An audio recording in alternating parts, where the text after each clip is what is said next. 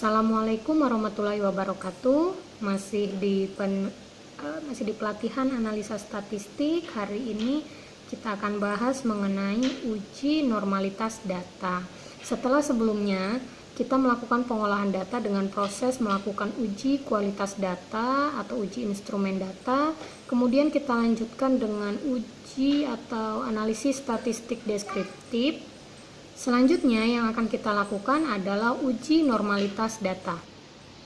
Sebelum melakukan uji terhadap hipotesis yang sudah kita ajukan, baik itu uji regresi, uji korelasi, ataupun uji yang lainnya, maka terlebih dahulu kita harus pastikan data yang kita miliki sudah terdistribusi normal atau belum. Untuk melakukan uji normalitas data bisa dilakukan melalui dua cara. Yang pertama yaitu menggunakan uji Kolmogorov-Smirnov test atau uji KS dengan syarat jika nilai signifikansinya diperoleh lebih besar dari 0,05 maka data yang kita miliki terdistribusi secara normal dan sebaliknya.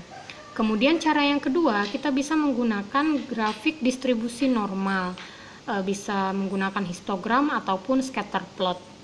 Dengan syarat kalau kita menggunakan histogram, jika bentuk histogramnya seperti lonceng terbalik dan seimbang antara nilai positif dan negatif, maka data tersebut terdistribusi secara normal. Nah, apabila kita menggunakan scatter plot, jika gambar scatter plot itu menunjukkan titik-titik yang menyebar dan tidak membentuk pola apapun, maka data dikatakan terdistribusi secara normal. Berikut adalah langkah-langkah uji normalitas data menggunakan tes KS. Nah, untuk lebih jelasnya, mari kita coba dengan menggunakan data penelitian yang kita punya. Siapkan atau buka data SPSS yang kita punya. Kemudian untuk melakukan uji Kolmogorov-Smirnov test, langkah-langkahnya adalah yang pertama klik Analyze. Kemudian pilih non-parametric test.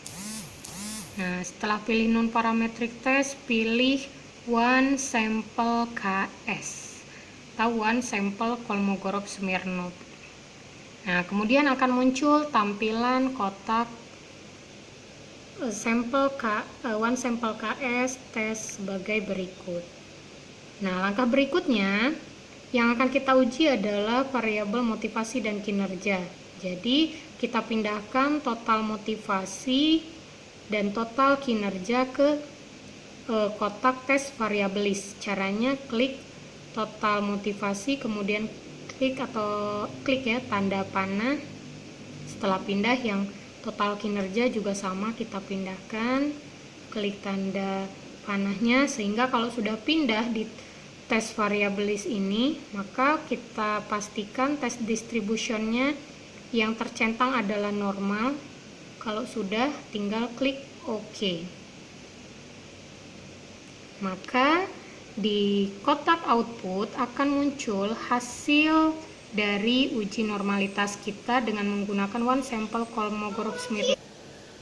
Pada kotak hasil pengolahan data untuk uji KS atau uji normalitas, di sini cara membacanya adalah lihat nilai signifikannya. Nilai signifikannya di sini untuk total motivasi dapat 0,24 dan untuk total kinerja 0,225. Nah, kita ingat bahwa salah satu kriteria data itu terdistribusi normal jika nilai signifikannya lebih dari 0,05. Dan di sini nilai untuk motivasi dan kinerja itu 0,24 dan 0,225 itu lebih besar dari 0,05, sehingga dapat kita simpulkan bahwa data yang kita miliki ini sudah terdistribusi secara normal. Selanjutnya, jika kita ingin melakukan uji normalitas data dengan menggunakan grafik, maka langkah-langkahnya kita ambil contoh kalau kita mau lihat dengan menggunakan histogram. Nah, maka langkah-langkahnya adalah yang pertama pilih graph. Nah, pilih graph, kemudian pilih legacy dialogs. Di sini pilih histogram. Oke, klik histogram. Nah, kemudian muncul tampilan seperti ini. Nah, yang pertama yang akan kita tes itu adalah variabel motivasi dulu. Jadi pilih total motivasi, klik motivasi, kemudian masukkan ke kotak variabel. Jadi klik tanda panah untuk variabel. Nah, kalau sudah pindah di total motivasi, selanjutnya centang tanda display normal curve. Nah, jadi kita centang, kalau sudah tinggal kita klik OK. Maka pada kotak output akan tampil hasil dari histogram untuk melihat distribusi normal kita. Nah, jadi berdasarkan tampilan hasil histogram untuk variabel motivasi, bisa kita lihat bahwa bentuk dari histogramnya seperti lonceng terbalik ya. Jadi di sini rata kiri kanan. Nah, jadi bisa kita simpulkan bahwa berdasarkan histogram ini maka data kita sudah terdistribusi secara normal.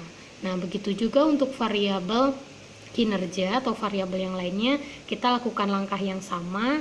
Yang kita masukkan di kotak variabelnya adalah total dari kinerja.